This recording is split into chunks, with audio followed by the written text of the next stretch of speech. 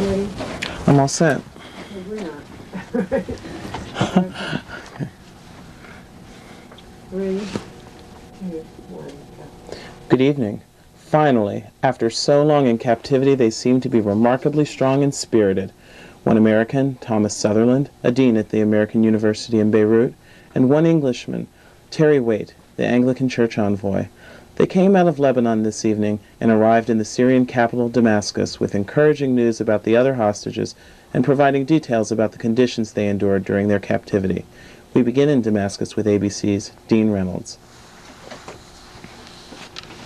Shortly after the news conference, Terry Waite left Damascus on a flight to Cyprus.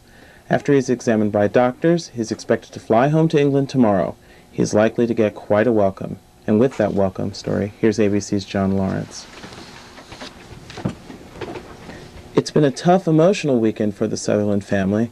Mrs. Sutherland had just left Beirut to fly to Iowa because her father had died there on Saturday. She cut short her trip, however, when she heard that her husband had been freed.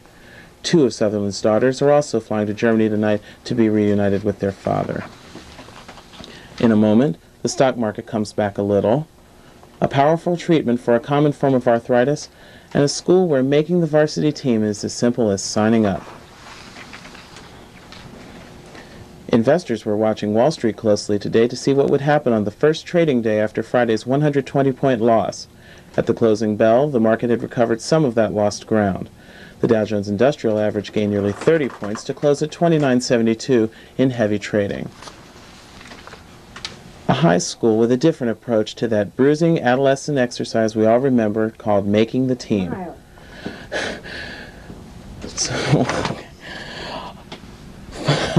A high school with a different approach to that bruising exercise known as making the team.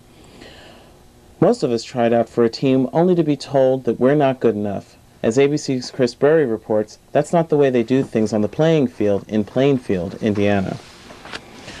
Finally, 7 people have been injured by, of all things, a speeding bathtub in Seravezza, Italy yesterday. The tub was clocked at about 50 miles an hour when it went out of control and cleaned out a crowd of spectators. No one was seriously hurt in the accident, which happened during the town's 6th annual bathtub race. 8 screaming bathtubs racing down a steep hill when it happened.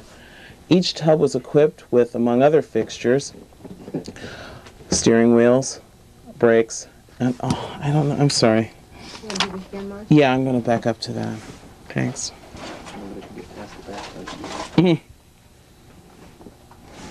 Okay. Finally, 7 people have been injured of all things. I'm sorry. Okay. Finally, 7 people have been injured by, of all things, a speeding bathtub in Seravezza, Italy. Yesterday, the porcelain projectile was going about 50 miles an hour when it flew out of control and cleaned down a crowd of spectators. Surprisingly, no one was seriously hurt in the accident which happened during the town's annual 6th annual bathtub race. 8 tubs racing down a steep hill. There were 8 tubs racing down the steep hill when it happened. Each tub was equipped with competition wheels. I'm sorry. I don't know why. I'm sorry. It's real hard to read that one section. Oh yeah. It's just, and I've got my copy marked, but it's jumping a little, but not much. Okay. Last one. I'm sorry, you guys. Okay. And finally, 7 people have been injured by, of all things, a speeding bathtub in Seravezza, Italy yesterday. The porcelain projectile was clocked at 50 miles an hour when it flew out of control and cleaned out a crowd of spectators. No one was seriously hurt in the accident, which happened during the town's 6th annual, you guessed it, the bathtub race. 8 tubs were racing down the steep hill when it happened. Each tub was equipped for competition with wheels, a steering wheel, and brakes. Hopefully mine's going to still be in my bathroom when I get home. That's Mark Hughes with your report for World News tonight. I'll be back tomorrow. Good night. Go, open like that, out of that, Mark. Come on. Good morning. I'm Mark Hughes. And I'm Maureen Nolan. And we're going to bringing the news this morning on Morning in New York. Not a very nice